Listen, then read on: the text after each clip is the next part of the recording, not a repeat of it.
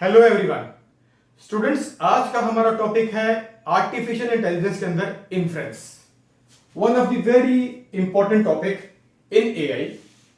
No before starting up के inference in artificial intelligence हमारा होता क्या है, वी नीड टू अंडरस्टैंड कि इन्फ्रेंस जो है उसको अगर हम इंग्लिश भाषा के अंदर या अगर हिंदी भाषा के अंदर या डे टू डे लाइफ के अंदर अगर हम समझना चाहे तो इन्फ्रेंस का मतलब होता क्या है। अब इन्फ्रेंस का आपका मतलब है कि अगर डे टू डे लाइफ के अंदर हम उसको डिफाइन करना चाहे तो हम इसको हिंदी में अनुमान, अंदाजा, निष्कर्ष कि किसी कोई फैक्ट्स हमारे पास है, कोई डेटा हमारे पास है और उसके अंदर हमने कंक्लूड करके किसी एक अनुमान के ऊपर, किसी एक निष्कर्ष के ऊपर, किसी एक कंक्लूजन के ऊपर आते हैं, तो that is known as inference in day to day life. Now to understand what is inference in artificial intelligence, तो आप देख रहे हो कि यहां पे दो पॉइंट्स मैंने लिखे हैं। First point reads that it creates new logic from the old logic और बाय एविडेंस, एंड सेकंड मैंने लिखा है generating the conclusion from the facts and the evidence. That means हमारे पास कुछ ऐसे फैक्ट्स हैं, हमारे पास कुछ ऐसे एविडेंस हैं, या इस तरह से मशीन हमारा लर्न करके जब उसको डिप्लॉय करने की कोशिश करता है, किसी कंक्लूजन के ऊपर आने की कोशिश करता है, तो बेस्ड अपॉन फैक्ट्स जो है, बेस्ड अपॉन इंफॉर्मेशन जो है, वो कोई नई चीज डिसीजन अपने लेता है और नई चीज कंक्लूड करता है। तो that is basically known as the inference in artificial intelligence. Now here I have written the types of inference rules. Now students, basically there are 7 types of inference rules which are defined in the inference in artificial intelligence topic. Here on the board you must be seeing I have written 2 types. One is modus ponens, modus tollens. ये दो types है हमारे, जिसको मैं यहां पे explain करता हूं और later on we will proceed to next 5. So total we will define here 7 types of inference rules. Now in the first category, जो कि modus ponens हमारा टाइप है या रूल है inference in artificial intelligence का, you will find out कि यहां पे P and Q ये दो तरह की नोटेशंस मैंने यहां पे रिप्रेजेंटेशन के लिए ली है. Now in modus ponens जो फर्स्ट टाइप हमारा inference रूल है, what it say? It says कि जहां पे हमारी दो कंडीशन हमारी ट्रू होंगी, first condition is P implies to Q and second one is P. जब हमारा P इंप्लाइज टू Q वाली कंडीशन हमारा ट्रू होगी, साथ में हमारा जो P है वो कंडीशन ट्रू होगी, देन जो Q हमारा है वो भी ट्रू होगा.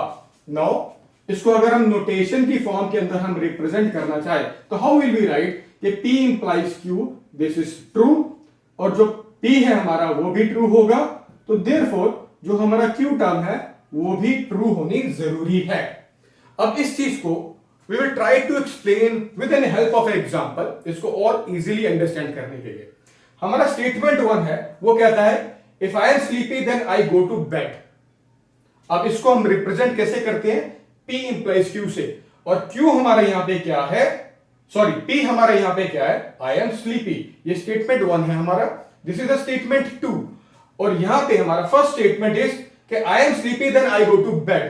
तो ये हमारा क्या है, P इंप्लाइज Q वाला हमारा जो स्टेटमेंट है वो हमारा यहां पे ट्रू है. यहां पे second statement is that I am sleepy, ये हमारा क्या है, P.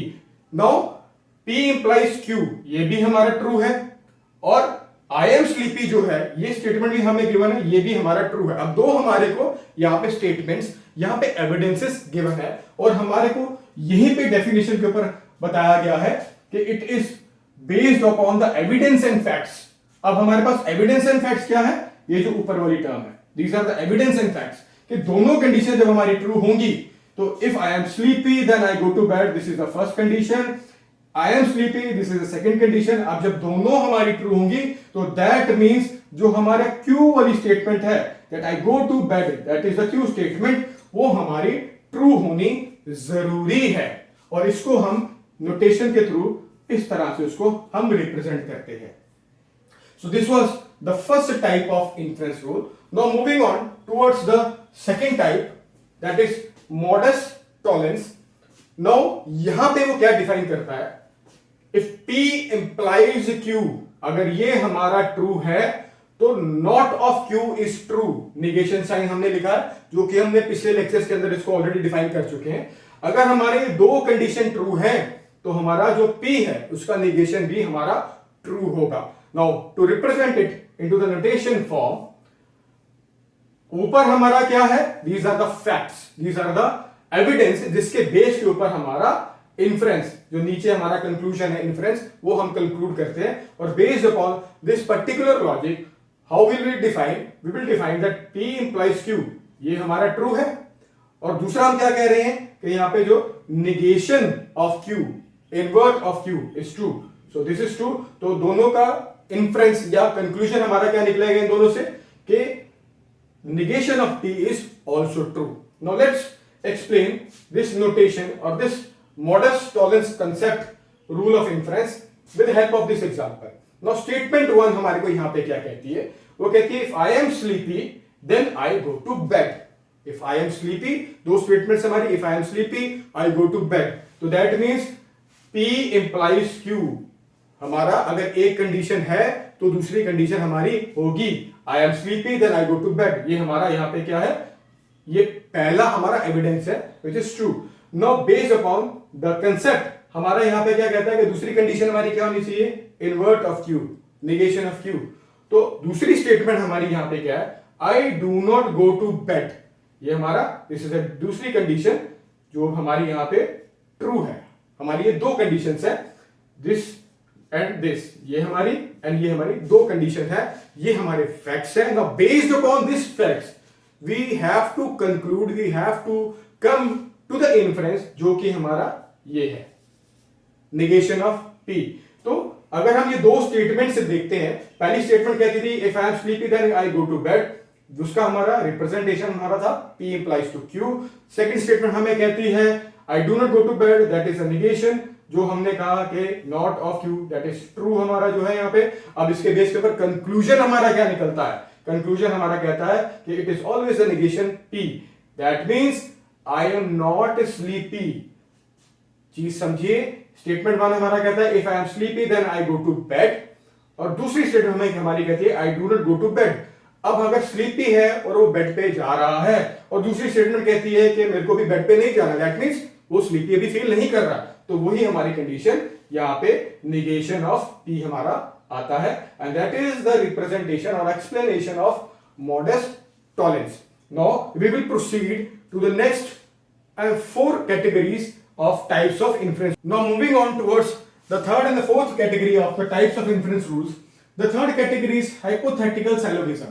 Now to explain the condition for this particular type of inference rule, I have written here that if P implies to Q and Q implies to R are true, यहां पे अब तीन statements हमारी अलग अलग आ गई, P, Q and R। अगर P implies to Q is true and Q implies to R is true, so that means P implies to R is true. Now to explain this particular thing with the help of example, first statement example के अंदर मैंने लिखी है, if you have my home keys you can unlock my home, means अगर हमारे घर की चाबी आपके पास है तो आप उसको अनलॉक कर सकते हो। No you have my keys, ये हमने एक स्टेटमेंट को P से रिप्रेजेंट किया, अनलॉक माई होम इसको Q से रिप्रेजेंट किया, और इस पर्टिकुलर स्टेटमेंट को P इंप्लाइज Q से यहां पे रिप्रेजेंट किया, that means this should be true. अगर ये ट्रू है तो स्टेटमेंट 2 के ऊपर हम आते हैं। Statement 2 says if you can unlock my home you can take my money, that means अब एक यहां पे क्या चीज आ गई, अनलॉक वाली स्टेटमेंट को हमने किससे रिप्रेजेंट किया था, Q से, तो यहां पे Q आ गया, Q एज इट इज हमने वहां से लिया, Q स्टेटमेंट हमारा अनलॉक माई होम है, और न्यू चीज हमारी क्या आ गई इसके अंदर कि you can take my money. अब यहाँ पे तीन चीजें, तीन स्टेटमेंट्स हमारी थी, तीन अलग अलग हमारे यहाँ पे एविडेंस या जिसको हम लॉजिक या इंफॉर्मेशन कहते हैं कि first one is you have my home keys that is P, you can unlock my home that is Q, and you can take my money that is R। तो P implies Q यहाँ पे हमारा true है, Q employees R भी हमारा यहाँ पे true है। दो स्टेटमेंट्स अगर हमारी ट्रू आती हैं दैट मींस हमारा यहाँ पे P और R की रिलेशन भी ट्रू होगी, इंप्लाई होगा। दैट मींस हम उसको कह सकते हैं कि if you have my home keys, तो अनलॉक तो होगा ही, हम करेंगे उसको अगर कीज है तो you can take my money. That means P implies Q हमारा ट्रू है, Q इंप्लाइज R हमारा ट्रू है, तो that means P implies Q भी हमारा ट्रू होगा। ये हमारा कंक्लूजन होगा in this particular hypothetical syllogism type. Now the fourth one is disjunctive syllogism. अब इसके अंदर आप देख रहे हो कि स्टेटमेंट इज P और Q, अगर ये P और Q हमारा ट्रू है and negation of P is true, तो दैट मींस जो हमारा सिंपल Q है वो ट्रू होना चाहिए। अब इसको एग्जांपल के साथ इजीली अंडरस्टैंड करते हैं कि स्टेटमेंट वन हमारी कहती है कि टुडे इज संडे और मंडे, या तो संडे है या मंडे है, तो हमारा P और Q वाली स्टेटमेंट हमारी यहां पे रिप्रेजेंट होती है कि इधर P मींस हम उसको रिप्रेजेंट करते हैं संडे से, Q को हम कहते हैं मंडे से, कि P और Q में से कोई एक स्टेटमेंट ट्रू है। स्टेटमेंट टू हमारी क्या कहती है, today is not Sunday. P and Q था, एक हमारा संडे था एक हमारा मंडे था, तो हमने ये कह दिया कि आज संडे नहीं है, नेगेशन हमारा P हमने उसको यहां पे लगा दिया। और हमारा अकॉर्डिंग टू द डेफिनेशन वो क्या कहता है, अगर ये हमारा ट्रू है और नेगेशन भी हमारा ट्रू है तो Q हमारा ट्रू होगा। दैट मींस वो कहता है कि टुडे इज संडे और मंडे दोनों में से अगर एक चीज है और आज संडे नहीं है, तो ऑब्वियसली कंक्लूजन हमारा इन्फरेंस हमारा क्या आएगा कि टुडे इज मंडे। तो here we can come to the conclusion, inference हमारा ए के अंदर उसको क्या रिप्रेजेंट करेगा कि टुडे इज मंडे, और हमने उसको Q से यहां पे रिप्रेजेंट किया। Now moving on towards the fifth, sixth and seventh type of inference rule. The fifth one is the addition inference rule. Now आप देख रहे हो कि यहां पे मैंने लिखा है एडिशन का जो रूल है, दैट मींस कि if P is true then P और Q is true। That means कि अगर P स्टेटमेंट हमारा ट्रू है तो P और Q जो है दोनों का जो और हमारा आएगा वो भी हमारा ट्रू होगा। अब इसको हम एक्सप्लेन करते हैं with the help of an example. Now the statement one यहां पे क्या रीड करती है, I have a vanilla ice cream. मैं इसको रिप्रेजेंट करता हूं P नोटेशन से। Second statement is I have a chocolate ice cream, it is represented by Q। Now P is true, Q हमारा यहां पे स्टेटमेंट है और दोनों का कंक्लूजन हमें क्या कहता है कि P और Q is true. The conclusion is that I have vanilla और chocolate ice cream, so I have written here P और Q, तो ये हमारा ट्रू है in this the addition inference rule. Now moving on towards the simplification and the resolution. जो simplification है वो हमारा है सिक्स टाइप का इन्फरेंस रूल, और जो रेजोल्यूशन है वो हमारा है सेवंथ टाइप का इन्फरेंस रूल।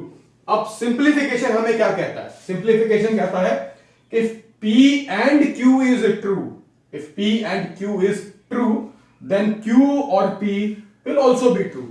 that means अगर ये P and Q हमारा एक स्टेटमेंट P है और एक स्टेटमेंट Q है हमारा, दोनों का जो एंड है हमारा अगर वो ट्रू है तो Q और P इन दोनों में से कोई एक ट्रू होगा। अब इसकी नोटेशन अगर हम if you want to represent a notation for this particular simplification inference rule, how will we write, we can represent it that हम उसको कहते हैं कि P एंड Q अगर ट्रू है हमारा तो हमारा क्या होगा, या तो Q या तो P। हम यहां पे कहते हैं कि ये हमारा फैक्ट था तो Q जो है हमारा वो हमारा यहां पे ट्रू होगा, या दूसरा क्या हमारा हो सकता है, और P एंड Q अगर हमारा है तो हम क्या कह सकते हैं, या हमारा P ट्रू है। तो ये हमारा नोटेशन है for this simplification inference rule. Now the last one is the resolution inference rule. Now ये हमें क्या कहता है, ये कहता है कि इफ P और Q and P negation R true, then क्या हमारा ट्रू होगा, Q और R। Now to represent it into the notation forms, how will be write, हम इसको कहते हैं यहां पे कि अगर P और Q हमारा ट्रू है तो हमारा क्या यहां पे होना चाहिए, दूसरा हमारा क्या है P नोटेशन R। ये हमारे दो एविडेंस हैं। अगर ये हमारे ट्रू है, अगर ये दोनों हमारे ट्रू हैं तो हमारा आंसर क्या आना चाहिए, हमारा आंसर शुड बी Q और R. So this is the notation form of the resolution inference rule. So these were basically the 7 types or the 7 different types of inference rules जो हमने starting from 1 से लेके 7 तक explain किए with suitable example to make easier for you to understand what is inference in artificial intelligence.